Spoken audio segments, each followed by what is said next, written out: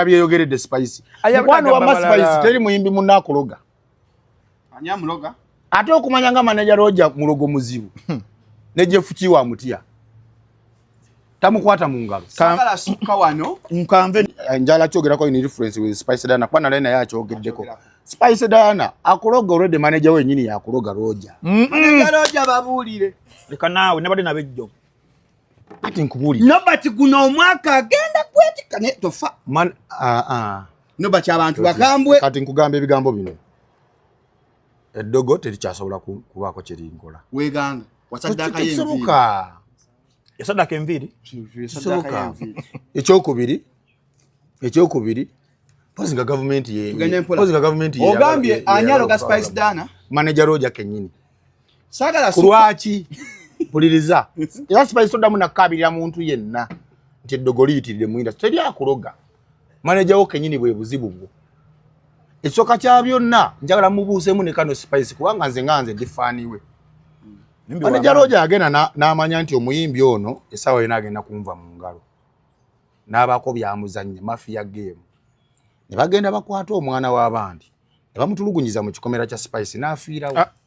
N'afanga atuuka mu ddwaliro. Mpuliriza. Kati now Spice Dana is mu luzungu bakyogera batya? Is held at ransom. Exactly. Spice Dana Roger yamuholudinga at ransom. Nti buli lwenyenya bwatagamba batu agamba batu naye kwenda kuleeta emitawaana. Era Spice mabega kawadde yeyichanga nga Roger yayagala mubbako bizimbi. Ngimu yabiwandika mu mannya gaka wala ne katabu. Era Roger webazenga nnyo omusajja gwayita message semakula papa.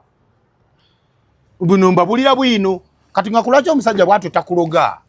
Nana Herbal Mouthwash lyeddagala ettuufu yennagakasa mu kujjanjaba endwadde z'amannyo. Amannyo gakuluma bw'ossaayo ekyokya oba ekinnyogo gagasanyalala bw'osenya ovaamu olusaayisaayi oba ogayiza ludda lumu. Senyesa Nana naye weegendereza abafere tebakuguza kappa mu kutiya musange mu famasi zonna. Nana yakakasibwa National Drug Authority. Katogo Collections abeegulidde erinnya mu kutikkula n'okutuusa engatte z'omulembe mu kibuga Kampala. Tusuubuza n'okutunda engatte za buli kika omuli eza Gentle, sneakers eziri original ne open shoes ennungi ddala. Tusangibwa mu kibuga wakati ku Ham Shopping Ground ku Chains of Liberty ku dduuka namba CL37 ne 38. Ate mmwe ab'eggulu mwabalidde empanga tulina branch yaffe eya Katogo Collections ku street ya Jomo Kenyatta Road. Ate ng'eyo tulina kalonda yenna okuva ku ngoye ez'abaana, abakyala, abaami n'ebyomunju byonna. Tulina emifaliso, carpets, pillow, ziduve, blankets, amasuuka na buli kye weetaaga mu nju. Gwe ow'okumpi n'ewala nga weetaaza okugula ssekinnoomu oba omusuubuzi tosagaasagana tukubireko ku noti 77 noti 88 39 68 oba noti 753 noti 23 65. Darome Guluweng Obino Tracker. Nzenze kayayogera. Bwasinga. Niba kindi ko olutwe. Oyogera. Wabakuba. Dankoyi ne dajibi kalaganya enkoyi. Buli muntu avaayo ne bitakwako shalom. Nayogera kye kifaawo. Leta amazzi nange nene mwala. Oli mwala mwewe. Onyo ngato mbuziza. Go you just bring cold water. Aleta amazzi tobuuza leta amazzi yetuli ku kiwano. Welcome to Shalom 256 is happening we tugamba. Kasole kigambo is happening. Oli ku Shalom 256. Omwanjuzi nze Shalom Hadad Kawes. Ku kamera banku ogere. Omutesitesi Jebbi kale yaje kuganga tumugobye omuvujirizi ngasaba omulale ewalala omulimu omutesitesi Jebbi omuvujirizi Roni omuvujirizi sponsor executive producer Yeroni Beef Organic then omuseketerezi namugobye abe ye museketerezi wa show namugobye webyocha so tuli wano nako olwaleero sa tubagaiza omwezi ompyo omulungi ogwala manzani Banda mchabaji achaunga mama twagaiza junior omulungi on my right na generational promoter msajja wa amaanyi Nobati Events Then on my ako kakulu nyera to bakassaako mbadde ngera aka generational Generational badde promote. setting situkako Wandi abantu mbawe bitimuli byabwe nga bakyali balamu naye temino bya myaka ena obyagazaaki ebyo bimala byagala byenyini in byagala fact generation promoter ngikoleredde nga kyezi kutula mu butuuzi ng'olabye complaining kati ate bagamba gwasinga obuzaabuza abayimbi omega 256 wamu ku sudi yaawo bwe yakumma n'omugoba oyo si kyamwogerako nobati events Nze nali- bamu basudde industry nze nali mugattako omega ya mumega yalagala kumega omega oyo nze nali mugattako omega amumega ekigwo naye mugumu ajja mu August wali obulala yamutegese ajje so on my ajje munaye nomere buli omu ajja giroza I know. alumbe cricket ovo ajja kugiroza Wayne Barukeza Frank Antambi definitely the That is juggernaut African. the orange cats the professor the connoisseur nga kirungi nnyo okutulako coxet ne mukulu general sono promoter amanyo bagazaawo ate alina sente abonaabona nazzaamu nomwe nakuba ngumi kyeyo yatwala amanyi kati nno ali alirinnya yali bawuza wa palaso bamuyita Ivan Kira yankuba eŋŋumi naye oyo mwana omuto anti baali bankuta akabadiya wanze nagenda mu meeting ezimanyi nkyalidde bantu bange abantu abo nali mbaagala mullo kumbe meeting yali timing yali mbi nasanga batamidde dda ne palaso gwe nali ndowooza nti ategeera ate nga yenjaga emuliko ya myezi 8 yonna yasitukira awo kati nembanga nze naliwo omulamu musajja era eyo mba kugoyinga nange nenva mu mbeera erinnomo wali wajja kufaawo togamba olina kumaanyi wali wajja kugwawo emirambo ng'eki bakwata embadiya nga bakimanyi Ivan Kira n'akuba yanva emabega nga bonabire nakuba nawe kati waba nankuba eŋŋumi kati wankuba eŋŋumi erinnyo lyanyeenya toseka nja kulekera interview simu kati erinnyo bwe linyeenya nga linnuma nnyo obulumi kati omusawo kwe kumpa amagezi nagaa n'erinnyo lijjeemu lijjemu obbaako n'akalembereza naye kati bankosa losi ya bukadde 6 kuba wano mukadde 6 bwe buli mukamu bokisa namba capital wa business z'abantu abamu erinnya yonna mukamu kati ebbaluwa agiba lwandikira bo wabaloopa bannakumbaga zaki naawe ate mbongera amasanyalaze amalala ŋŋamba bali Ivan Kira kati mu Ivan Kira Ivan Kira ne asula mu boys court wa palaso paso yamuwe motoka yanaze embwa za palaso eri luddawo paso yamuwe motoka ate palaso gwe bawa naye ataawe agabe niye gwe musajja gwe nakolawo mukolako interview simanya bulubebi ojja omubuuza ennamba yayo eri mumanya ki naye muli bamawulire kale muli bamaanyi mu mawulire nenoonyereza omusajja ogenza omukole simanya bulubebi eyani motoka yiye ewa kwegamba owa taxi waba avuga ekibaluwa era ebayiye ere mu basajja mmwe nze generational promoter ate temuva mu kamera etalonga nyingi ate entalo zikulete entalo gwe nazi connection nira akati faga tukwata bukwasi batukube nange ndi kiyenje nange ndi kiyenje so ebivulu ebadde guno omwaka obirabye otya akatono so kabyo katono nga tanatubulira mubiri mu mwaka guno tuba tuli awo yali covid ya 2020 nga tumuvaamu bwe tuti wetusooka okulaba erinnya Nobat Events nga twali twamanyira promoters baffe bali abali batuvuga akajegero maka amakumi abali beyita ba mainstream balina government y'amaanyi abanya baali bakola government eyaabwe nga eyo system omwana Dan Flavor yayogerako system kati olwo Nobat govaawa okujja mu ndongo najja go nagwa bugwi waboneka bubonesi nagwa bugwi ngomaze baga wali omaze otunde ente ng'olina amaalo bagamba yayina milioni 6 z'omuwa kwegamba ente miti nti bw'ogitema tegiddawo olaba n'emiti baddamu ne bagisimba wano bakyo yajjanga w'amaanyi bayogera bingi naye nze focus gye nagirako I've achieved at least 70% of your goals, of my goals. So that is good. So badde nkubuuza ojja otya?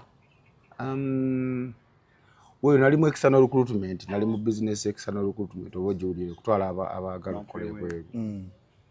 but nakasente ke nafuna and I had to strategize kiche nina okuzaako so business ezenjawulo zonna outlininga kwe kwali concrete business era abazimba zino za apartments bicha abagala blocks za 99 musobola okundobingira emirimu ne mundeetera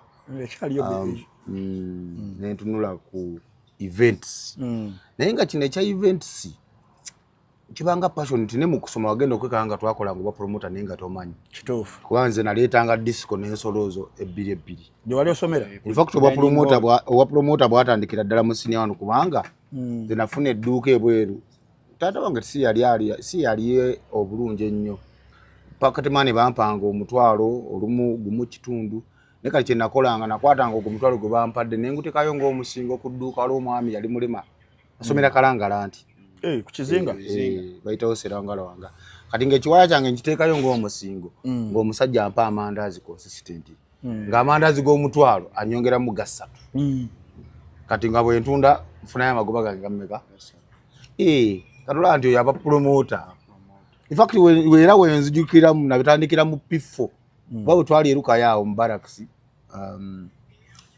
twakyali awaliwo anko waffe yakyala nga tuli bato nali mu P4 baba yampa nusu 10 yali sizoni ya miyembe nensuubula akataasa k'emiyembe ka nusu ebi n'entundu banatunda mu 14 era kubeera ebiseera ebyo nga oli muto muzeeyi emiggo ne givuga oba kati yankubiranga ki anti nga oyinza obutasoma ate ng'olwaleero kuba esimu nagamba maisaani samusinga bugonirongo ayinza okwagala nnyo ssente n'ojja amaanyi kusoma n'okuzza ku ssente maybe naye nga nakyo nkimwebaliza osanga teyangunjula abakubanga teyangunjula saali badde kino so kati Norbert Events mpandiisa kampani nga bw'omanyi ebintu bya Katonda nawe ndisamanya mangi erya Norbert erinnya lyange ennyini mwe bampa kampani because omanyi ebya RSB proposing amanya mangi so bampa NOBAT Norbert ate ng'erinnya lyange but era still pronunciation kaninga bw'omanyi ebintu birimu omukisa gwa Katonda sebo kyembakoze watandikira ku kivu kyoganyo yali anyimaka ekyaggulawo basic first step it was 17th March 2022 it is so memorable nti yali concert yange show yange yasooka nga nkomyewo obuto nga nkomyewo n'amaanyi kuba nayiringuze ka million tuwa ya naku 5 kwaliko Gravity Mariachi Betina Namukasa luddawa eyo show yasookera ddala yali Nakivale mu refugee camp eisinjiro ngo ise mbalala otandikira wamwe kutegeka yate waffe kanungu ne bali fiji bakuba endongo show kye yankola naye nga kulwaki okyolanze kamiliyoni muwale speaker ate nesigaliza akantu ak'okumwagala ne bwe tunyiiga tutya kamiliyoni nali ngenze uwe nga ngenze gula show nnya nanga ngenda kuwa show ngenda kuwa ekifo buli ngendayo bafa kumbe kamiliyoni kifu ya buli bagenda ngayo bafanga kumbe bayingiriranga bwereere kyabata basi bavanga kuzibasi zifuso UN yali mutwalangayo ne prime minister's office kamiliyoni yali anzisize erisho nafuna abantu 10 oba mwasa kati bali abantu baba emitwalo ebiri za facilitation buli mwezi atate go basabye mutwalo nali fiiride Nakivale ikaga Katonda yampe ekigezeso kyotalabako yali shesookera ddala Kamiri ndeuza naye yali Kamiri gola boyo yanjagala nnyo in fact kola olunaku era na Kamiliyoni namutaasa okufa nawonja batuusa oyo Kamiri eyo mayanja family eyo gye mulaba njibaddemu nnyo notantirwe bansinikirako ebinnyo wano juzi nga ntaasiza muganda waabwe from a sock pit tank back to life najja nkuba oluyi ne kati bakiwulira ng'ogyeko ye Kamiliyoni namuggyako engalo naye abalala bakiwulira kakati sheeyo nalanga buli kimu nenkikola amanyi ba refugees omubali ffe twasiba ekisaawe okimanyi ba refugees omubali bagukubira bweri wa kisaawe bali abantu ng'enkumi 5 nga bagana okuyingira bali nga bagubalira wabwe kamilioni eri alinga kwajukira eri refugee camp yesingamu abakongo n'abalundi ba refugees banje abakongo n'abalundi n'abanyarwanda abamu jukira kongere mu abanyarwanda eri mawanga manje magatti kati eri kamilioni mu bakongo baba akutamo wabweru yali akupanga abantu bafendu yali munda nga bagubalira bweru bo ate gatogenda tibalina sente ono muri awulira otya nze nga bwomanyi nze kyensinga okwekkiririzaamu nze ndi mufunyi manyi ndi mufunyi nsobola okusiraanamuko omwezi gumu 2-3 naye manyi ndi muki ekyo ekyobugagga kyensinga okuba nakyo eyo namanyirawo nti loosi eganye ninja kufuna kati ng'enkeera twali tugenda kukola lyantonde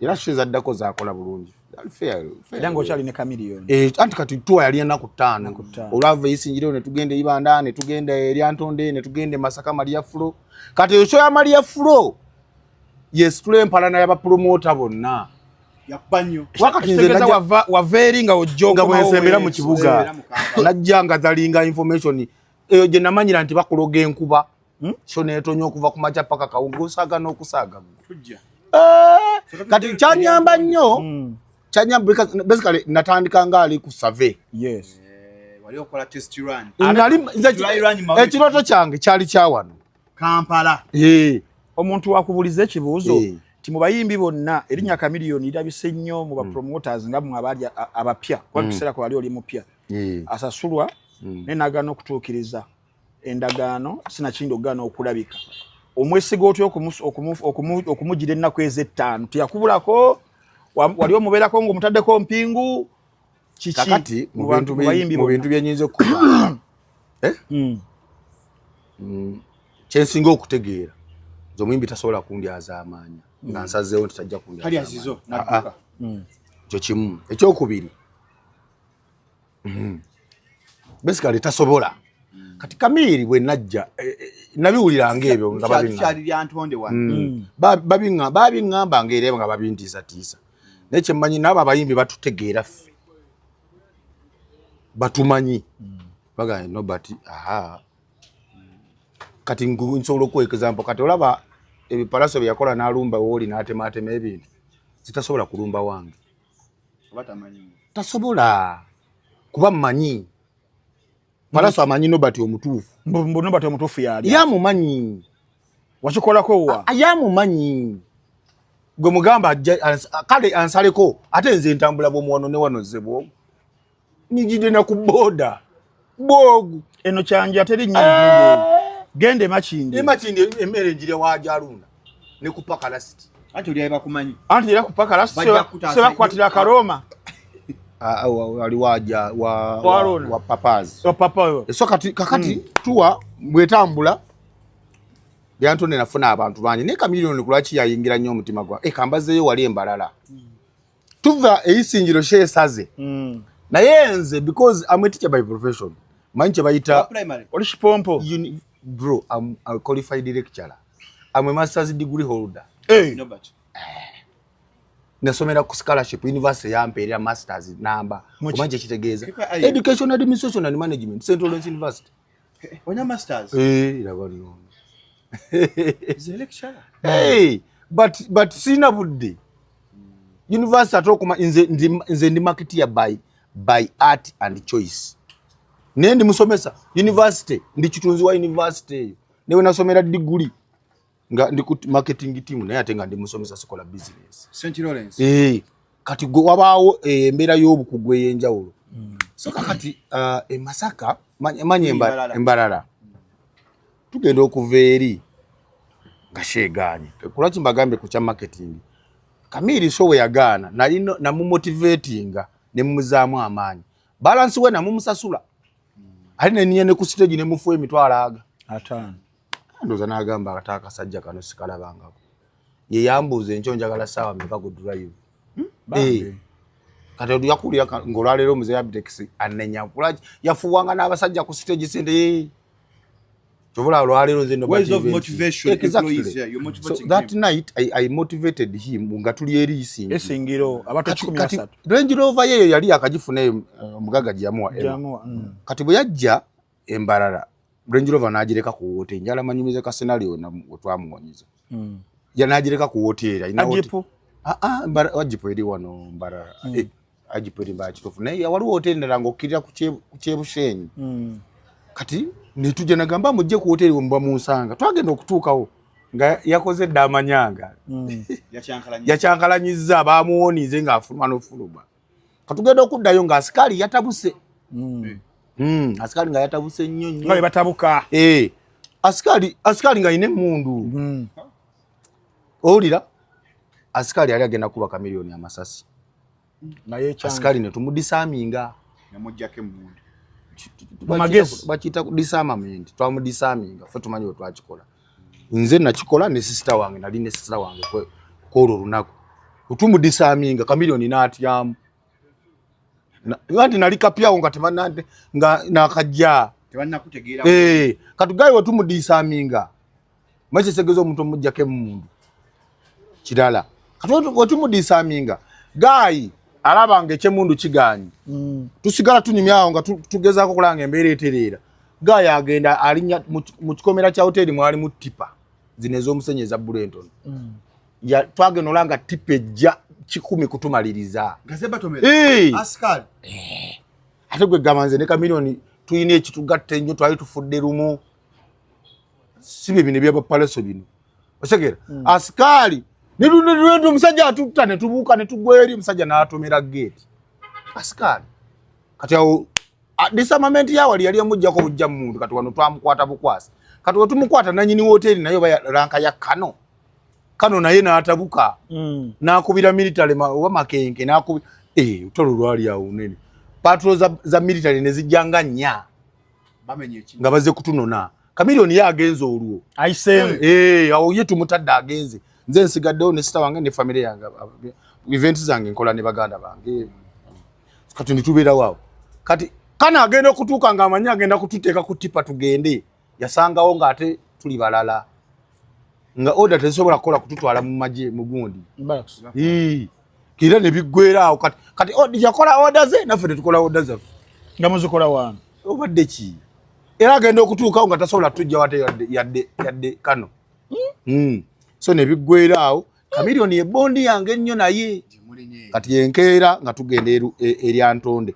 kamiliyoni yakeera ku drive saawa zaali nga 6 shoyembala yo yakola mbalala wo tewaaliwo sho wo twatuukirawo nga tuva eri ewatusaze ekiro ekyo kitegedde kati sho yenkeera yali nnungi akwati nga bwomanyi nti nali nkyabiiga nga simanyi lupooluzi tiketi bazifera batya stamp eri invisible bantu bayingirira emanju ku tooyi webityo naira abantu rafulenge 10,000 abantu bajja just wano sente bakuzanyazanyamu nera nawo tekyali kibi kuba nafuna so kati drive ze nakolanga zaali so alarming waberangako naberanga ne drive y'amaanyi enkeera otwali ku Maria Fulo olwo lwa mukaaga nakyankalanya kibuga Masaka nyendo munna mama nyabo bagravity bani biga kino tukiraba olwo drive wafunanga naberanga nabo naberanga n'ababoda bobola abana abakola zido basiketers byonna nga nne motoka za drive naberanga ne motoka nnya kati nga tebabirabangako kati Lwendule yavuga mu kibuga nga buli promoter ayagala kujja kulaba show ye Masaka oyo muzibu wakulanga nnyo era lwe nasooka okulaba kwa Abitex yajja Masaka Abitex nego manyi entalo za lwanyi yajja katate wajja biseere bye yali kabwana ngo ne kamiliyoni bwe yajja ngamba Kampala nga awulidde waliyo tutambula ne kati tutambula ne kati ntambula nengenda kula musho ya mukwano gwaffe wano kakati Abitex atero akwa kololo yajja yateekawo embeera y'olutalo yagala kamiliyoni tekagenda kujja kamiliyoni kolo yalina show yali ku wano bayitaho batya ku Uganda Museum waliwo show yali ya Next Media yali ya culture kati kamiliyoni yayimba waawo zaali saawa 11 kitundu kati eri abantu bayingira ono yafuata abaana be kubajjukira endongo yagirudde mu system yonna gyola abajimanyi abana ntandika okubeera mu line nga bagamba abantu kamiliyoni tagenda kujja jukira ali eri Kampala yali mu video bubu yuli ali mu kuyimba Kampala atajjewe no propaganda njiro byotambulira we saawe eji era zange nokwera saawe mu kitundu 2 nga kamiliyoni Masaka Bisede bali bakabwa nango nnyo. So bwendo lugendo ntambula kati bwenva mu kamiliyoni. Nga sinava mu kamiliyoni. Katono nnyo. Kamiliyoni wamusasula sente zonna lumu oba wamusasula nga pa. Kati kamiliyoni sho 5 nabalako shoba sente za sho 3. Kati nensigala nga mwayo ka balance. Okay. Kati nyingira anti ya palaso ko olava kamiliyoni. Olata kamiliyoni kwe kuyingira palaso. Twasinga okulabira nokola kati wenali eri antonde. Palaso yali yakakola like 3 weeks back, 2 weeks back. Yes. Nga bagamba bannaye palaso yakola wano. Yakyankalanyawo. Yatta buli kimu. Mirimu gyonna gyakola. Ni malamu nalonda ne yalina malamu. Ate nga ku kipande yaliko one man show. Palaso yalina amaanyi. Allah. Ngamba mu COVID zenjogera. Goli host. Gali ruddawa. Mbajjukiza nana. Mouthwash. Alwatenda dezamanyo obanga osenya obunyakamwa. Osenya obama olusayi sayi bosebinyoga amanyo gasanyala wetanye nana abazadde toto akamwana kusuma tofunde nana somero mtekena na musikibbe omwana bulungi ate abakaliyako abakalya abalume enkolanga fe nana tukuza amanyo agatukuza musange mu supermarket drug shops supermarkets abali bali bakola bakyatamba bagenda mu outlets watuukirwa ebintu ebivaako e Uganda gye mulaba bagula amatooke eyo bikyo babuuza nana yatuuse mu mulina of course bajja baba mulina oberenga omwefunira embeera eberenga etambula ttala tebbunga oluwombo lw'amagi. So palaso afuuse palaso mu COVID after COVID yava eri Antony n'akuba eyibanda naye zonna sho nga zajjula nga gali one man show of course ne solid band bano abakuba nga yetegeka yabeeranga n'abategeka. Okay. Aba bayimbirwa kwepanga teri asobola kwetegeka. Yasi bagenda ne bafuna mu selfishness eyo. Nga bala mulya nnyo. Kwetegeka si kwangu. Kakati olwamala palaso ono nga sina access naye. Era abasolidi be bamunfunira gaje bamuyita Stone. Lwaki asaba mukulu w'ennamba. Nga yakola na mutobo. Nina enkeera gye nkolamu ebintu byange. Kati palaso ne munoonya ne mufuna ne bamuntwalira. Nga yalina amasannyalaze. Kati palaso ngenda okutuukayo nga buli omu ayagala manyi abategeka endongo. Tumanyi major towns abantu mwe badigidira ennyo. Nga wotegekawo show ennungi osobola okufuna abantu 50,000 okudda waggulu. Kati nagenda okutuukayo nga line up yonna abasajja buli omu ayagala line up eyo. Kati nga waliwo agamba njagala Akagadi, njagala 40, njagala Bundi Bujo, njagala Kaseeso. Kategedde. Kati ngenda okutuuka nga n'ebifo yabiwandiise dda mu kitabo. Show ziringa 100, venue nga 100. Kati namusuubula busuubuzi lumu. True story. Era meeting yali Maria Furo. Kati show yange yali tenatuuka eya kamiliyoni ndowooza. Namugula neza kamiliyoni tezinnatuuka by the way. Naye olw'okubanga bangamba kiri ekyeri Antonde.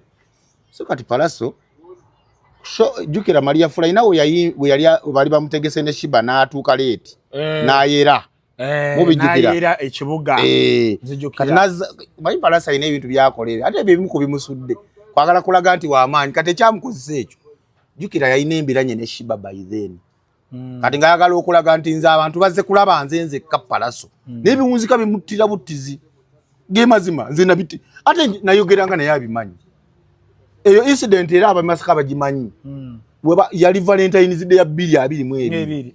Bwe bamutekeka ne Shiba. Yatuuka leeti masasi ne gavuga. N'asula mu Masaka n'akeera mbu akeera kweraki bamusonyiwe. Okategedde. N'agamba it was when was that I think Valentine Day yali yoddi na show na jiteka mu weekend that weekend yali ddako era na diteka yonga atadde ku 10 mmeka 3 okuba ku mmeka Maria Furo yajjula okuyingira zali mutwalo n'ekyo ye yakikola kulagako Shibambu abantu bali bazze kulaba nze palaso ebintu by'okulagako ebyo kakati kolole mufuna awo kwanza awo nali ntambudde ne milioni bazaali 3 awo nga nakajja ye natambulanga ne buloka zabeerangawo buloka ate nga nkubonyabonya nga nkwata bwa mutwalo nga nkuba buloka omalirayo bubala akati gwe nakola ebintu mu ndongo muno Bosoko mwasa kwa. Awo. Nga nino mwongereyo nga akomyewo mu kibuga. Kyekiri kye wawulira nti akasajja kawadde Palaso milioni 10 mukono gumu. Ate naye nga akyewaanisa nnyo. Kati Palaso nze natuuka nga yakalinyisa show ng'abala milioni 10 nze bifo ebimu nga Fort Portal Kasese yabibala milioni 15.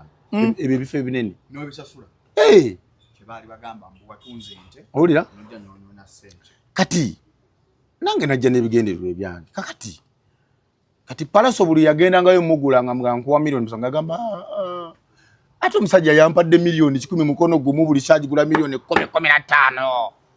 Ng'agoba ba promoter nga yesigisa Nobats. Nzijukira bulungi ba promoter ne balyoka ba kakati ekimu ku byawaawaza endongo ye Uganda Makindi oyo mulaba endongo mala kukubira Makindi awo ne balyoka bamanya nti oli wakabi kakati Makindi awo ezo shoze nasoko kugula yali tuwa naku 10 je twatugenda soko kutambula shoze aweranga 30 je twasoka nti katusimbudde shoze za venue 10 bana zalinga bina kati bobanga okubisiza bana bina wali ever boss Makindi osanga bazaze kiringa kisaawe nga buli mu yebuza zino bana ziragawa Chikasajja bakayita Nobert ugenda kalaba natuuka nga bonna bakunganye balinda Nobert balowoze sajja ddene yakoledde likadde nze bwento erinnya mbe muvubuka muto kakati ezo bana okulaga obunene bwa bana ezo wano concert ye Kampala we manja galokola concert kusaawa zino bana netaga bana bibiri neziri zali over bibiri nga ziringa mu bina kubanga nabalanga nti kagadi bana 5 ziwandike kati gazinga zalinga over 500 banners kati awo bimu ku byakola ki ya making a Nobert. Kati awo Palaso tukoze shows zimu tusaze zimu tufunye zimu webityo nkuba etonye basically Palaso mubayimbi bona ye muyimbi gona singo okukola naye neje nakoma okumwagala je nakoma okumuchawa bana limwagala nnyo banga nze nalira koko kusowani yemu ne Palaso mfuna bulungi nali nsanze ko Palaso kubuliringa yebase n'abawala basatu live nedda nawe anti ngeza kukulaga level je naliko naye ate goli wa mawulire golabanga ekipya kino kyenkugamba wotukira omuntu omwesinga nobuga gulawo n'omusanga abawala mwe bali munnika basatu kololo endegere ekigambo kye bayita 3 Sam bafo Sam anto bawe gaseeko abawala somu abala basatu bafo Sam abawala be babala musajja tebamubala bamubala ebafo Sam eyo kati ndoza bakibala bubikololo bakingandi bagita ki kubulya bino byagamba si waayiriza Sam baba abala babiri omulenzo Basam babiri kati nzikolo ndoza bachi nsomesa bubi yali Palaso amwega tabane mukola kawakagundi adabiranga pentagoniko kusingu bintu bya sente awo twali Kasese Palaso yansumbuwa ngasanga mpangisiza da hoteli ya mtwalo 10 ganze ende sita Nobert sinza kwebaka mu hoteli eno ngayagala yasa tu ngatebo omufunire yasa tu nembwaze batabani be bali sima bayivanikira lumwe ziddako nya Palaso banange naye Katonda ali mu kukusasula ngojjakala owulire mu nsajja bwe nabeerawo naye mpulira ngolo babitekisi bamuboyikooti nze baganyo mutegeka bayisa n'ekiwandiko nti ffe tumubaniize takkirizibwa kutegekebwa mu Uganda ngere bwe badde babyokoze baali bazibu nnyo abasajja bapenetra olutula ku mmeeza gye batuddeko era lwakubeera ne kati ntulako nga nkimanyi tebanjagala adde baseka nange bw'otampa kyakunywa n'enkinywa n'amwatulira bw'otampa kyakunywa n'enkinywa mbatya mbamanyi abo bonna bapromota nga bo balaba teri ayinza kundeetera kyakunywa n'enkinywa lwaki okyakkuloga kuwa butwa waliwo ne adagala okumpa obutwa juzi wano nga promota yampita ewuwe waka naye emboozi njagikuwa naye gwe omanyi betuyitamu negwe omanyi abasajja abo be bankoze batandika okunseetinga nga ne Kaiza akyali mu Uganda oba oli mu bbala ne bakuleetera ekikazi ekyeru ekyamabina kiti nekijja nekukikubeeramu awo nyine olaba muwala kwekwata ziserefi nga ali ne serebu kumba akunganya bujulizi bwanca ku makya babwekati bakusuule oba mbavuzeemu sipiidi tutambula bulungi nnyo abatwala okushira mu 256 is happening so tugamba kakati Palaso ntegese ebivulu bingi naye ebimu ku bivulu binasifunamu obuzibu waliwo ekivulu kye nali ntegese ibanda muwulirayo era Palaso yali headliner naye Palaso ambonyabonyeza naye nga mwagala Palaso eyo show yali abanja milioni 5 ng'ayimbye ku Purple Party lwali lwa mukanga ng'eri show ya Sunday eyo show enkuba yatandika okutonnya saawa 3 ez'okumakya lwotagese ekivulu enkuba yatandika saawa 3 eri enkuba n'ogamba oba egenda mala dakiika 3 nga bwekenderamuko ne drizzlinga neyambuka baginkubya batya ani agikubya ate nkugamba basajja oli awo osaaga busaazi sokoleke baloga enkuba yakunya mu kivulu kyo Shalom tuka eyibanda nali ntaddemu akasente kange kangi ebiseera ebyo esho y'eyibanda nali nina gyentegese concert ya Gravity omutujju tusimbuda ani ayinenene Kampala okategedde erugogo ego bagitegeka nze nali ngitegese era nze nagiranga zi billboard mu kusooka naye ne banza nnyo era mafia game ne baginnemesa ne bagamba akasajja kaje mu mwaka gumu katekereyo concert nedda banza nnya paka naye era tafiirwa yagala kusigale mu byalo olwo nvuga nzija mu byalo eyibanda awo nkunyumiza eyibanda city town y'amaanyi Palaso ne mukubesa mnga ankopi ekyamazima sheegani enkuba yatonnya okuva ku makya tewali ssente abantu bajja bayingira nayinamu abantu nga 2 badayihadi ba radio kuba nali tumanyi waliwo okugula bu radio stations b'omu byalo jjako ennyimba za Palaso gwali mugundi mabegajjako kakati kubanga nsobola okuva ku seete wa misaawa ndowooza olaba ne bwenkyuse tukuba nnyimba za Palaso nga ndi wano mistake ogikola otya nga opostinga ki sajja okwette video tadde mu za Palaso ate oli mukunteekamu tobigira kakati nkugamba kati nkugamba omugamba ankopi ekivulu kisazi ndowooza olaba bonkyankalanyiza kati Palaso mugamba sheesazi Palaso agaanira embalala aganye okujja okuyimba eyibanda n'agaana okujja ku milioni 5 zali abanja n'enkuba e Kampala essimu ne bampeereza milioni 3 kuba nze nali nfiiriddwa totali eyo sho yali ya milioni nga 5 ku 7 najja n'ayimba mu bulumi obw'ekitalo nga simanyi in fact n'amafuta agankomyawo e Kampala ne woteeri twaleka tetuzisasudde nga tujja bbanga tukomyewo si nga tukomyewo nga tutuuse Kampala kuba erinnya lyali litanze okujja atanze okulitegeera kakati obunkulaga obulumi bwempiseemu n'omusajja naye ng'ate mwagala neŋŋamba ekyo ndowooza kiwedde kiziramu nentegeka tuwa endala ye tuwa teyali nene nnyo yaliko Gomba Kanoni Gomba Maddu Sembabule Matete Lushere nakwata kye bayita Katokolido nze nakwata shows Katokolido tuyimade tuyima kati ebiseera ebyo nga Palaso atandise okukka teyalwayo nnyo ku maapu gubuulira mazima ate nze namutegeka nnyo ng'olwo atandise okukola ki era show zaali zinsala ezo naye Sembabule kulwaki eri nnyo mamebero bukoolwo kulwaki njejjukira nnyo mukyala wange lwazaala omwana wange omuto bebi wange omanyi kye kitegeeza omukyala okulumu ebisa naga omwami mumuleke ali ku pressure yakunoonya ssente teri kintu kyannumanga ekyo kulaba nga famire yange tuka n'okubanga batuuka mu mbeera y'okuzaalayo bebi omupya ne bagamba dadi mumuleke naye nga gwendi naye tategeera oba nfuna bulungi ku lwaki eyo sho yali Sembabule it was 16th June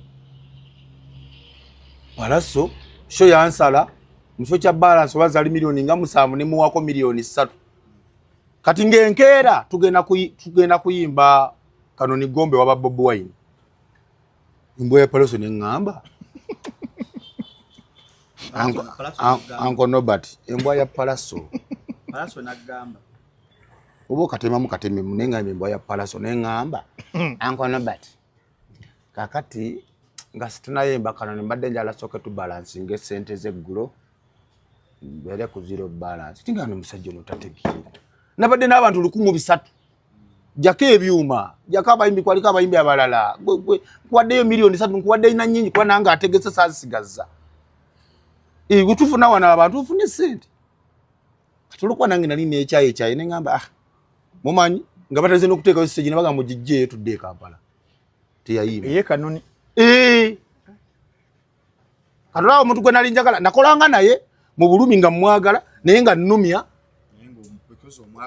kategedde nga yes manyi tujja kufuna olusi nga mbikirira losi kubanga nange ne Kampala baali bandi bubi nga bugasemu eddogo bugasemu okuzanya mafialism mungi system y'abasajja abo bola ate baali bakafuna sente empya n'enkadde mu kuva mu covid bajukira bo bafuna compensation okuva mu government zali mpitirivu omunga afunye lunano mulala lusanvu mulala kawumbi omulala kwanza gwe twafuna compensation bafuna ko obuwumbi safuni bafuna abo bajjo balaba go bayita mmere bajjo nagaba n'olunana ye omuntu omu milioni 8 utidde oloni yafuna akawumbi bafuna sente kati bye basajja be nali nkola ki okompetinga nabo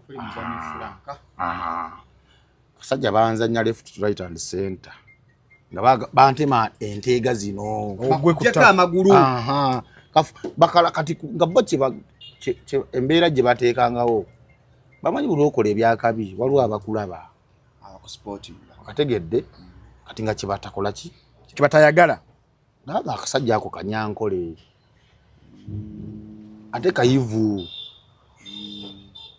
tebali kirene bibali banjayi nekiraga batya buyivu bokwa ne wanga the biggest percentage of promoters are illiterates kinene mwe yeah street boys street kids that's why I've said it in English tebajja bitegeera bajja bavunulira ate bajja bitegeera tebajja nakufuna budde bukola ki most of them are informal oba illiterates ndoza nabo kiri right mu ko kyetaaga kiri ekiri heavy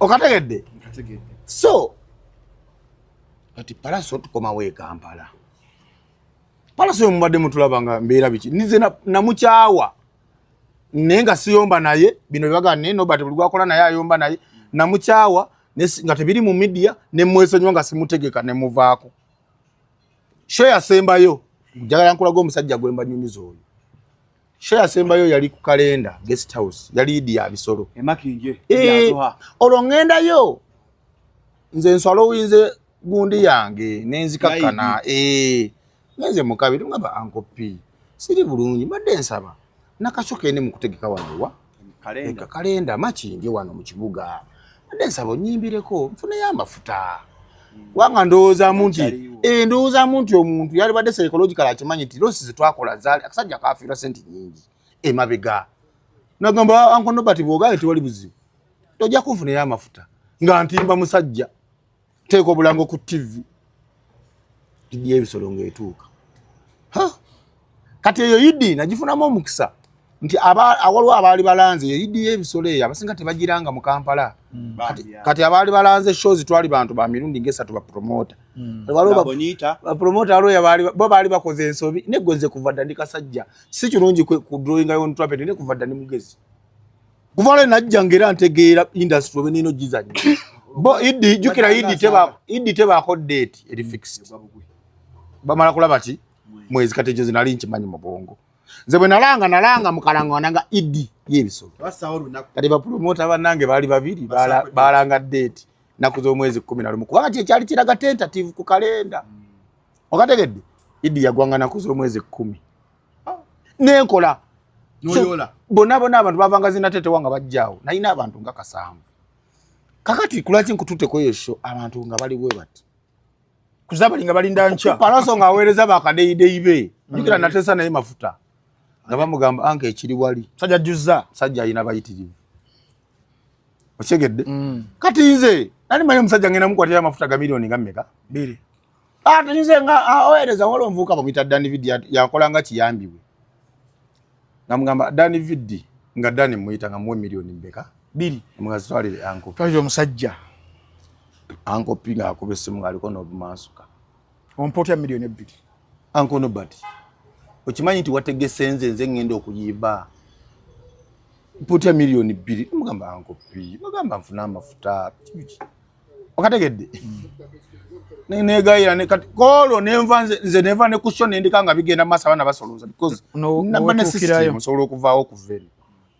Nengende ruwafu palaso yali ruwafu wali. Nyentuka maso go musajja mugamba anko bade nsabo jokole naga Nobert njagala milioni 10 ngalinga asaaga ninga ali serious inange njaga bwe mukubye ne palaso nkuwala na nkulina ko obuchai Jesi sobola kukola kwe kuloga kufa ne njagala ndabe ng'obona era mukubona njagala palaso nkugamba ebigambo bino jja kuyimbirako ne ku poti ya shisha ngogali shisha walinzi je nyimbe mbajukiza kulaga obulumi bwo wampisaamu abakatogo collections basubuze moye zaba designer ebyo mu nyumba mifaiso carpet bed covered duvet sleeping mat so nawe ziri abaga okuzana ku masomero otegeera nga tonalanga ninda ku katogo alindeko oba Chenov Liberty shop number 6 wajja biera bino 738 abe group Jomo Kenyatta Road wa 0770883968 Katogo collections. Bambaza. Kaka dega katogo egulungi manyi weri. Bayina engoye nyingi. Anjitegedde. Katogo collections. Yambaza abayimbi aba. Wa amanyi gulu waduka lya amanyi. Amba katogo kakkanye tugende mu maaso. Kalenda show ya kalenda ogeze wo kakati entuke wa palaso. Ntuke wa palaso. Ngo musajja ali serious. Ne mugamba kati ne mugamba ngopi. Kale kanyongereke 3 zibere mmeka? 5. Palaso bana okuveru wafu okujja okuyimba kalenda ati wali wamanyize 10 ziwamu wange eri ate nga agenza kira ddala kuba shezo zenkunyumiza okwali kanoni yali azimbide milioni 7 eri nga yavaayo dda naye olwokuba nti mu media yalina kyazimba nga nze mukirudingirayo brandi nga mbe musajja milioni 10-15 okategedde ng'owuwo buladi Palaso yaganire ruwafu. Nekumenye 5. Yaganire ruwafu. Enendo ngekwa jaga palaso afajja. Balema kwaliko balema bonna bamaze okuyimba. Balema bamaze okuyimba. Bakuli Sevens baliko kuposa bonna bamaze okuyimba. Emusali afafagana show. Balinda batandika okuzanya ebinyanyanyanyaawo. Baba lobudde musajja abuche nakola. Nensoka mbala sente kubanga nze wetu batukola abana bakola bapanga nga basibala babani tebabala bando nga basibala babani nali mazo zitika mu baga nga nstade mu motoka kati ma palaso no ngate nange jukira olwokuba ba promoter banange bannwanyisa abakuba bano ba promoter bala palaso yali tajja kuyimba ne kati nze kunze palaso ababutayimba bali kepanka chi kategese ne kalenda palaso muyimbi na atayimba mu bulumi obw'ekitalo nenkwate milioni 10 nenziwani olwenako okuteka palaso ne mujjako engalo 2023 nga tana bagenda mu concert ne concert eringa tanagikola ki nanti eyo yabbalamu yakubirako alieno oluyi naye kulaga palaso nti nze nalina okwagala gye bali okwaddala nga sikyawa ne lwe nalina show ya Rage nfuna eyerugozi banyankolika bali bangi biki Rage wakabyaze nalina okulaga nti n'abayimbi bawana abakabinkola ki mbalina oyo palaso namukubira essimu ne muteera amafuta ga milioni 2 ku mobile money mga ankopi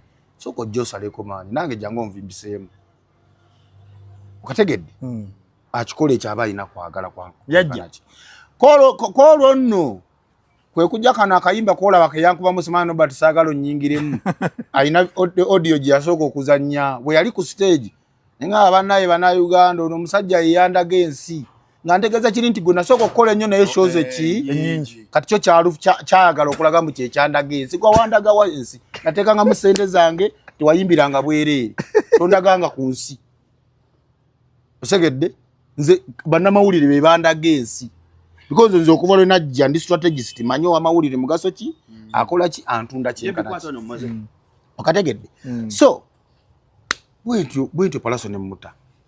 Palaso awona mvudde mu shoya regi nga ndaba eggulire lyewunzikidde nnyo ku Munyankole Banyankole. Nti wasomba abantu. Nga promoter tafuna bimuli bye. Bagamba. Ninga kakati kiki enyinza okukola? Ekiyinza okulaga nti promoter yakoze. Kwe kukwata half dead wizomanizo. Half dead wizomanizo. Gidda kinene. Kyanze nze nkyogedde. Kaka nkubuuze. Ne wandi wadde ofunyeza charity za tova mu kamera. Wali wadde ofunyeza sente za charity za UN wali mutegese. Nga bakuweerako n'ebirabo. Nesi half dead. Wizo muyimbi wa amaanyi. Wizo wali mutegese. Nze mutegeka. Kwanza ndi wa good life. Kati gwe bitaddemu feeling. Tewali mutegese. Naye nalina kye nnina okuprovinga bye nakola. Omanyi nti oyo mwana namukolera billboards 5 mu Kampala. Billboards. Wizomanizo. Site ya billboard emu omwezi baya milioni meka. 2. Zamale emyezi emeka. Billboards 5 kuli saamu. Site. Kamilioni yalina shonga 3 ku Serena. Palaso yakakola concert 2 yali abaddeyo wadde billboard. Wadde ekekikere. Waliwo kirabyeko ekyo. Katolwamala Palaso ate nabanga yanvirako okunkuba. Nga atenze concert ginali nkolera muganda we yali rehabilitation. Singa bwe mubeera babiri bwe muti. Ye yali rehabilitation yali yakumuti kujjanjaba muganda waabwe. Ate nali strategies nali ndeyinze baba kumpa respect. Singa wizo wakabi kati. Nekati wakabi. Akola ki? Ya Rwanda. Badde ne muganda we. Nti mugugu. Bamutwalira ku mugugu bamutu. Kiri kye bali bamwagalira kubanga bamutu. Gwoba ogenda ogula Palaso kati. Amukuwanga nyongeza gamba obompe milioni 2. Zinyane wizo. Palaso swa milioni 2. Gamba milioni. Kati gwe gendo zimuwe gwe ujja kutegera ki? Ojja kutegera nti entamu esirira neewu. Gendo zimuwe. Gendo zimuwe sebo. Kali gamba ba promoter bazimuwe. Ate nzo rede nze ndiseka ukakali kanomye konze mmanyi. Kalabo okadduka. Otegeka wizo kufuukira wizo. Tegeka wizo olw'omukwano. Out of love. Omukwano gwolina kuba mayanja. Bampadde ne fake name enalabe n'ekyo kivuka ki Scorpion Shaba Choza. Nze nange bampadde mayanja. Ebyo nga banakubba byebakola nga banakosa enso byebakola. Nange bantuma nze nno bati mayanja. Shalom mayanja. Baba. Negalubindi zijja kugenda. Ntambi mayanja. Tabako jakeri nyata. Erinnya mama yalintuma ku birthday ya wizo. Naga gwe mayanja. Nga ne birthday ne cake na buli kimu sent my money to my money. Naga gwe no bati mayanja. No bati tukuzadde waffe. Mama Polosi banaye. Yakera yasoka ba mama baffe mu kibuga.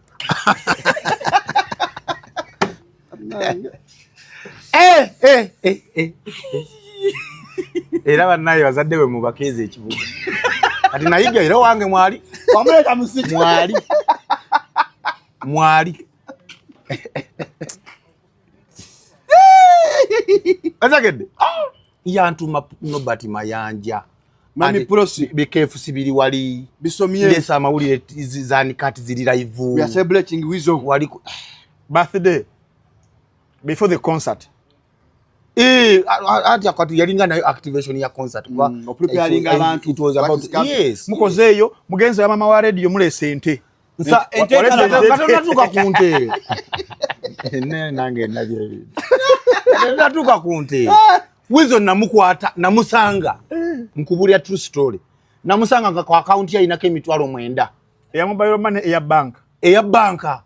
Mugwe muyita sita. Eja dollar. Emitwalo 9 eja Uganda. Andi nga azijje kazi investinze. Wali azijje ku kwolwo. Ana investing anaseka zake emitwalo 9 jekka. Abataina.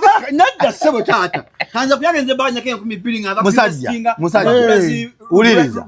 Black magic. Ngosekadde ku mwenda. Ate gwe toli kulevera ya wizo. Ensibo yali badde suubira. Gune obako n'omwenda. Kitegerekeka. It's not a plea, it is not an issue. Naye sita yasigaza ebizimbe bya munno mugenzi byonna bukyanga afa talina kye yali azizaawo nga yinako emitwalo 9. Ngezako kulaga nobody kye yayamba wizo. Na deposit uliza nali deposit nzeke milioni 10 kwa account. Mwakanya sente mkeza. Uliza na screenshot nga nampeleza message. Ate okumanya wizo tategira. Wakiri kali aka balance yandi kabisi. Te yakabika Wagira ko 10 mu mitwalo 9. Mitwalo 10 mitwalo 9.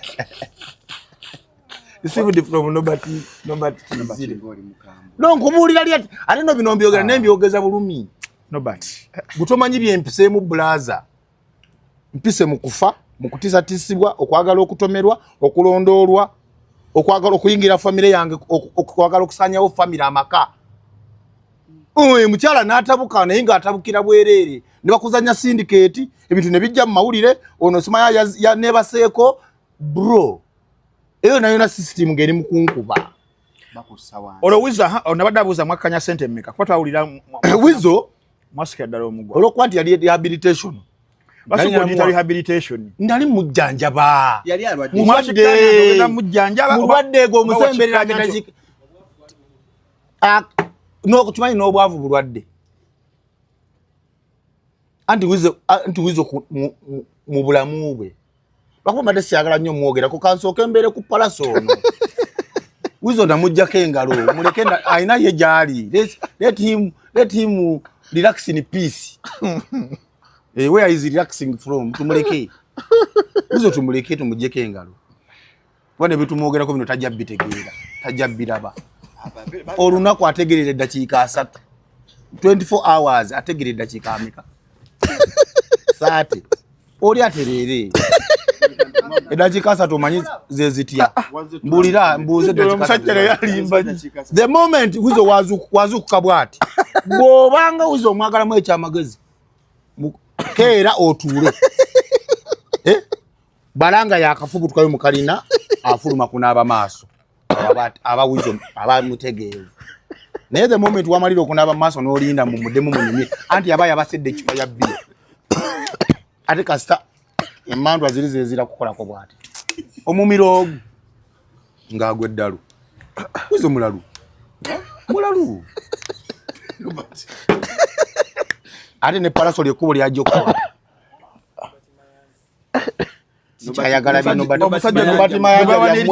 bino bati mayanja byammwe nabizira dda siberangako wa kika kyammwe nabeegaana segedde weeganye bamayanja family erinyo lisizaayo sho etambudde bulungi Wizo ne mukwata ne mutwale wa Jerusalem sale eggulu akandwa naho Caleb oyo Wizo bana najjanjaba Wizo nga mulwadde okuva kuki ate nkunnyonnyola mmwe byebagamba muyerabira amanga ago Wizo n'okumutwala eggulu yategeera nkeera nti tuli ggulu nedda namutwala tamanyi ate kati kubulidde kati nkulimba onsasule tibwe sikulimba obadde ogenda kunsasula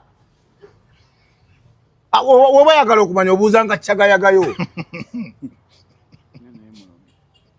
era kale era neddogo lirimu era kalekaleko ye si nnyo nga Wizo omututte wa Jerusalem sala namuvuga before the concert mpuliriza nno malo kutandika okukabirira jeno taata tegota anti manyi Jerusalem sale oli taata wa si wakuwaana oli ye Musamaliya omulungi gwe bayita Omusamaliya omumanyi Samaritan Jerusalem sale ye Musamaliya nti omugezi omusiru omumpi bonna ayamba abatasoma osegedde era ndowooza singa Jerusalem sale yali president wa Uganda singa economy yagwadda boye singa centers yakyalina ayina ekisa osegedde kati nali maze okuteekawo layini egenda ngenda okutuuka ew'omusajja ng'ate ali mu kulwana na Sandra Teta anti baalwananga buli nnaku 3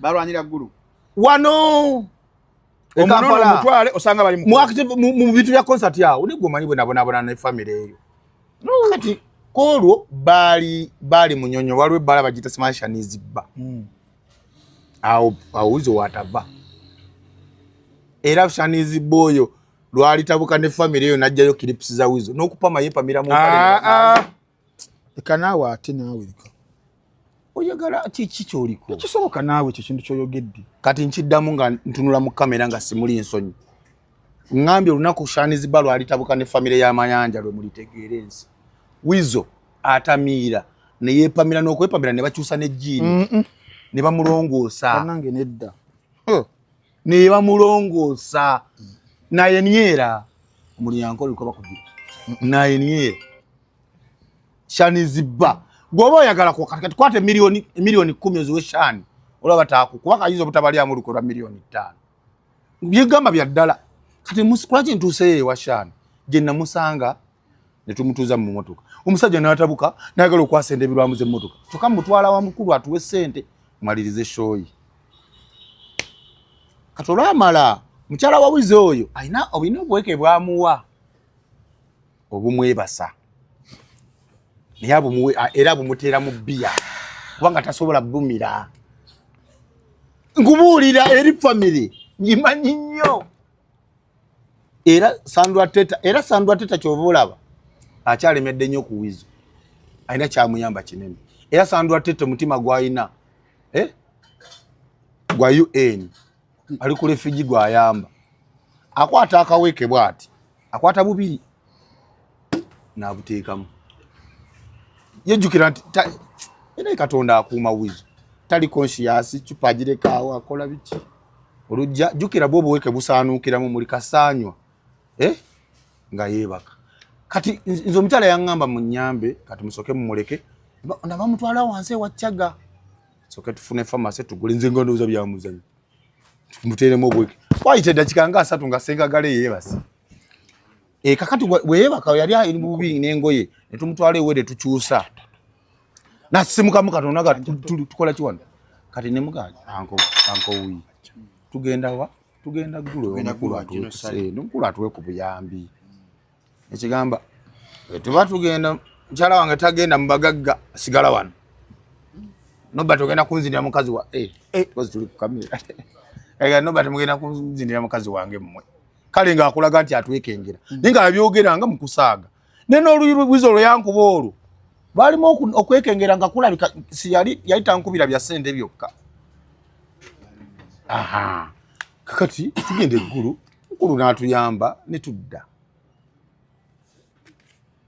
kakati batunda emmeza 30 ze milioni 9.3 ng'endagano yali nti tugabanira wakati nze ku milioni ze nalina okugabana milioni 46 bampako milioni 12 nga box nzira mu ndagano ya Frenka de bali basigadde bamanje milioni ameka 2 nga kitegeeza twali e balance nzi bali balina okunyongera milioni nga 12 okategedde yo wizo yambuze kibuzo kimunanga no but nkubanja wasikubanja nimwe batumanja oluyiwe lwafu je lwafu kasate girayo era we bankubira nga ulawe tuli wano waliwo abali batudde nga bali coding abala bembera nga yakufilminga ne babera ku kamera kimanyi kati buli muntu wa mawuli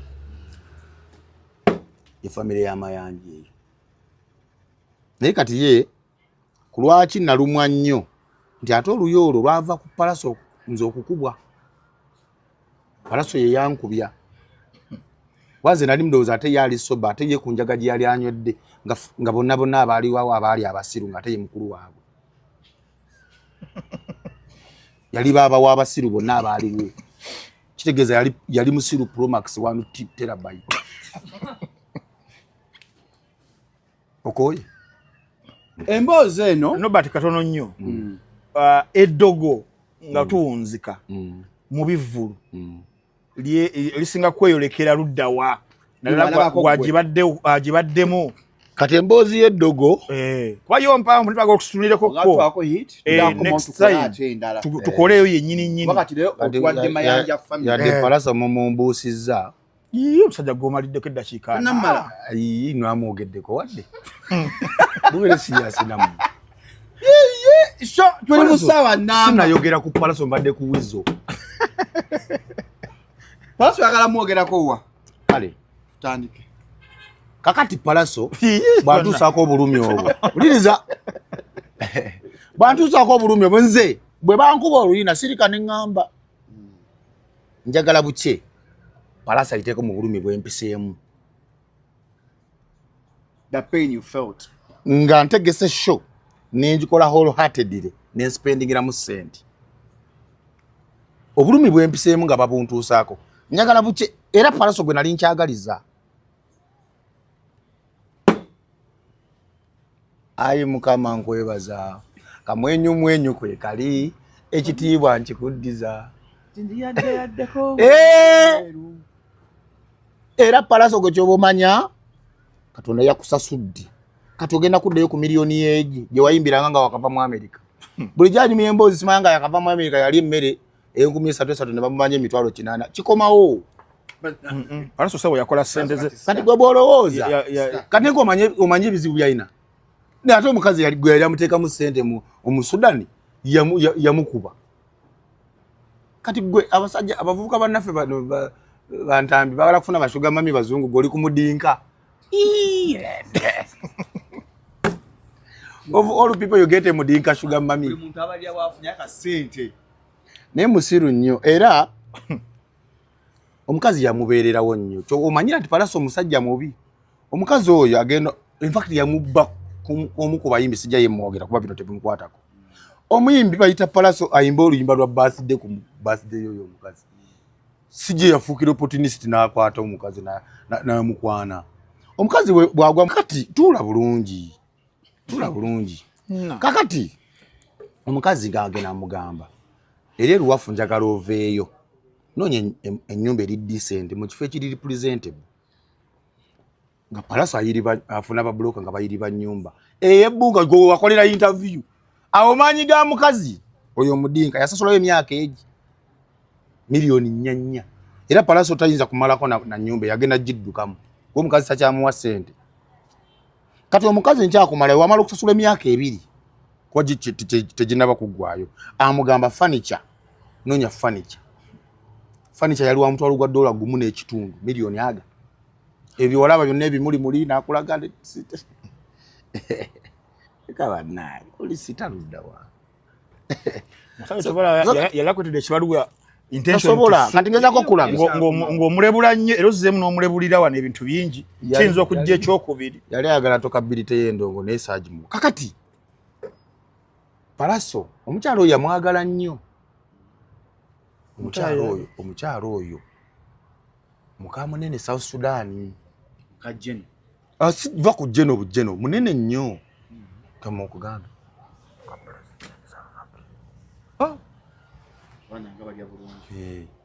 nejjukira olw'okuba oli alina abakazi bangi kati ono alinga sayidisio naye nga mwinamu omwana Palaso mwinamu omwana omukyalo oli omunene yamwinamu omwana kati ye buli lwagende South Sudan addana mitwalo gya $5 8 10 naye kati bamukyawa bakyawaganira ddala kitegeeza tuda alina sente ze yazitereka anti kati tomanya ali ankuba ejja abanga amanyi enkyennyanja weri osegedde kakati omukazi omwana omukazi ng'amwagala ng'amuleetera naye emmotoka gye mulaba emmotoka yali nkadde zino eza UN eze South Sudan najja ne bagipano beatinga ne bagisiga kala ya white najituma ne bagiza mu kala ya blue najituma blue baby ne bagikole wakiseka mmanyiwo ne bajambaza emipiira empya mu byonna maanyi ga muki kakati laba omukazi wattu yali amanyi afunye kye bayita ownership ku musajja olweri ennyumba gye yamukola ki yali ayagala wakiri bakazi be abatwalenga mu luwafu eri mu godown mutonninnyira mu nnyumba ye y'oluwafu kati laba omukazi bwajja nga azimanyi azzeeko ku jjala wa mwami we n'asanga nga alina akakyala ke nako kava mu famire ennungi kaali waawo nga we yakaleese kati nga bw'omanyi kye bayita akafansonyi ate ono yatabuka butabusi kuba noono omuwala ava mu famire y'abagagga wano sajja jjogerako kuba bino tebibakwatako kati Palaso afuna obutaka yonoona ebintu bya alien eri famire y'abagagga emunyiigira kati yayegezaako okwagala okukomyawo embeera engulu n'ali konsayiringa n'oli omuwala kati omusdinka amusanga mu eyo ennyumba Palaso atabuka nanywedde enjaga yatabusa atamidde ng'akuba ng'amulangira nti nafuna dda abagagga abalala n'abagagga kyabamuwagagira dietade system nonnono system what ng'amugamba nafuna abagagga abalala nafuna gradiator namala oli amugobye akakanya ku mukazi amukubye yamuyisa bubi era bamuyisa bubi addayo South Sudan era ne kusawa zina ali South Sudan kuba omwami mulwadde ebiseera ebyo nga bigenda omukazi ng'ayagala n'okulaga obusungu omukazi n'agula n'amaka emunyonyo nga ogenda watunda ebyennyanja bwa emulungu yatundawo yagulawo amaka ga mitwalo gya $25 kawumbi ayagala kulagako omulenzi ono nti nakulekedde omuzigo gwe nakupangisiza obijjawa Sebo. Or see deep politics. Gola you kanawe gola to manyi to. Now this is deep Nobert. So kakati ngeza kokulaga kye bayita palaso. Omutima gw'omuki. Ku mukazi oyo bye yamukolera teyali mukubye. Okategedde. So kakati endongo tutuuka kunna ku festival. Yali sanyu festival nawe. Nakunna festival. Yali sanyu. Nze najirabe myezi 3. Yali sanyu festival. Jetwala sanyu. Ogambe najirabe myezi emeka. Kati nkukakasa ebigambo bino. Sho yali teyina kuba anti kati ffe kudogeriri mu industry. Kati wali mu ba promoter ina Nobert yekka. Ate naye omwejjeeko. Eddogo bona aliddawa. Ffe ba promoter abeerabiza n'abantu nga balina okujja mu ndongoyo. Ne bajjukira saawa 5 nti shoyo jeri. Ezekiro Obadde ki? Mwerabiza abantu. Promoter ologo abantu. Nze kankyejjemu kanjogere geno picture. Ffe ba promoter. Promoter asobola era otutira ffe yategeka endongo buli kaseera ngobamu n'abantu bo 15 okudda waggulu. Waliwo de shoyo Nobert yalemedde okubamu abantu. Waliwo emwe yakulemerera. Temwategera bulungi kifeera nalaba namukasanga agikuba. Show yange yalina abantu. Naye teyali mu ba VIPs. Show yali in scheme. Onfuna bulungi. Nalina abantu kasanvu aba ordinary. Yes. Wasomba wakabo obutabo. The end justifies the means.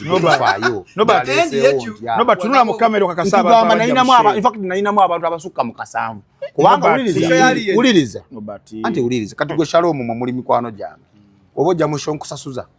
Kati mba nakusombye. Obate wansomba. Tuina TVs ezenjawulo. Abaana ba influencer ba TikTok abanjawulo. Tuwemba nyingiza abantu nga yes. Kitegerekeka. However fe tumanyi bye tukola. Kuba tuba n'ebigendererwa ebyenjawulo.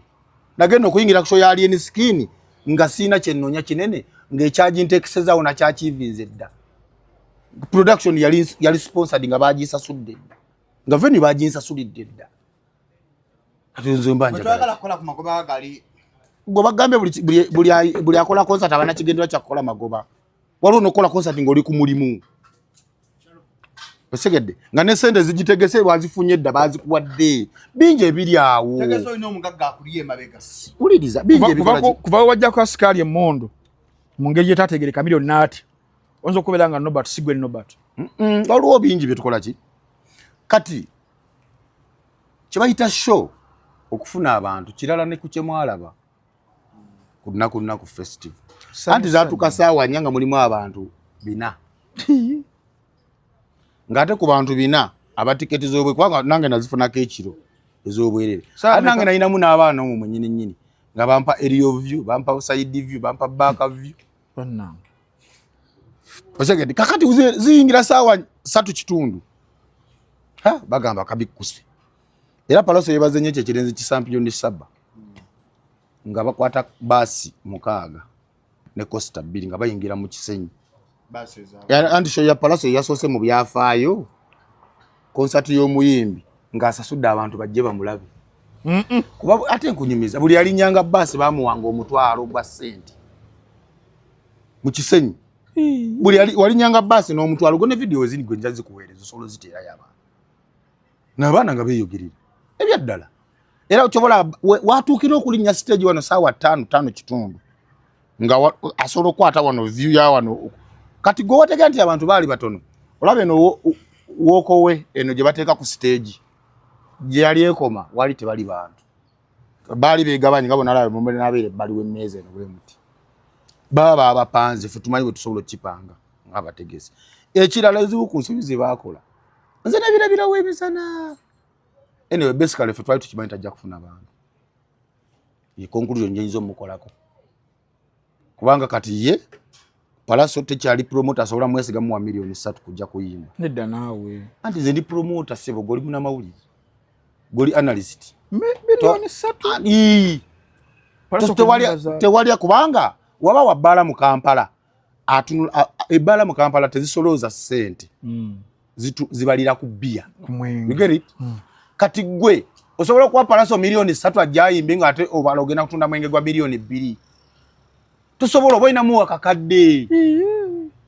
Ati bino byegamba bya ddala fe tuli bategesi. obo mwinako buchayi yagamba mbu mwebyo bitagasabe mubaamu mbu aina kyeyogera ekisinga okundeetera omukakasa era kyandeetera okumukakasa nti tubisobola yagamba simanya walemererwa era bwekyogera awo saala nnyo oluyimba dduuliza yagamba naye bitagasabe mubaamu lwaki weesiba mu byotasobola lwaki neesiba mu sisobola kutegeka ndongo nalina omutegeeza nti gwogisobodde yagiwulira yategera nti nze mbisobola so wetugenda ku ddogo katono nga tumaliriza industry ejjudde eddogo tugyogereko katono nnyo nga tumaliriza lwaki nakusabye nkyogereko nga tumaliriza njala kyogerako in reference with Spice Diana kwa nalena yakyogeddeko Spice Diana akuloga already manager wenyini yakuloga Roja manager Roja babulire leka nawe nabade nabejjo ati nkubuli nobati guno omwaka agenda kwetikane tofa nobati abantu bakambwe kati nkugamba ebigambo bino eddogo terikyasobola kubaako kiringola weganga wasadaka yenvi yasadaka enviri ekyokubiri pozinga government ogambye anyalo ga Spice Diana manager Roja kenyini sagala kulwaki puliriza era Spice todamu nakabirira muntu yenna nti eddogo liyitirire mu industry teri akuloga manager wo kenyini bwe buzibu bwo ekyoka kya byonna njagala mubuusemu ne kano Spice kubanga nze ndifaaniwe manager Roja agenda n'amanya nti omuyimbi ono essaawa yena agenda kunva mu ngalo n'abaako byamuzannya mafia game ne bagenda bakwata omwana w'abandi ne bamutulugunyiza mu kikomera kya Spice n'afiirawo n'afa ng'atuuka mu ddwaliro mpuliriza kati now Spice Diana is muzungu bakyogera batya is held at ransom exactly Spice Diana Roja yamuholudinga at ransom nti buli lwenyenya bwatagamba agamba naye kwenda kuleeta emitawaana era Spice emabegako wadde yeyekyanga nga Roja yayagala mubbako bizimbi ngimu yabiwandika mu mannya ga kawala ne katabu era Roja weebazenga nnyo omusajja gwe ayita message semakula papa buno mbabulira bwino kati nga kulaki omusajja bwatyo takuloga kubanga ate ne kano kati njagala nkabo kati mwe muli ba mawulire muli informed manager Roja kimanyi ntedda yali tayagala kutunula mu kamera naye kati gemugana nti njagala ko interview yencha agamba kera sawa meka kati ayagala kamera nekitegeeza ki anti kati ayagala kati kufuuka sita ajjawo kati akompitinga na muyimbi we nebale ate wasibide dreads yali asiba dreads omuntu tasibe ku dreads yali asiba dreads yali asiba dreads embiri zakula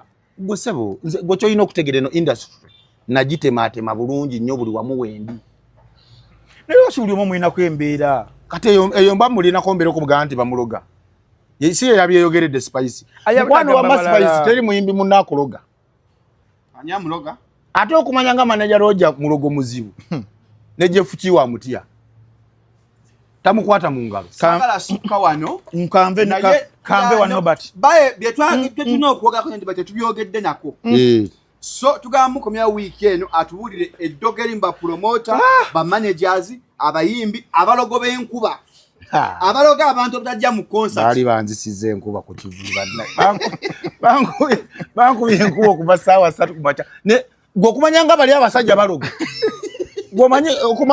omanye enkuba okutonya kusaako yatandikidde neziba nga zesaa exactly kwegweredde ekiro yakeera ku macha saawa 3 negwa saawa 3 za kiro ngate wabawakyo akyasobola okujja ku butiti obubeera waawo tugamba ne baloga ne bakwerabiza n'okuba nti ogenda mu kivulugo omuwagizi bakologa n'ebitakwatako emboozi yange batakugamba baloga yugamba naye ng'atuwa mboozi ya ddogo musule bulungi abamunaaje muli mweraba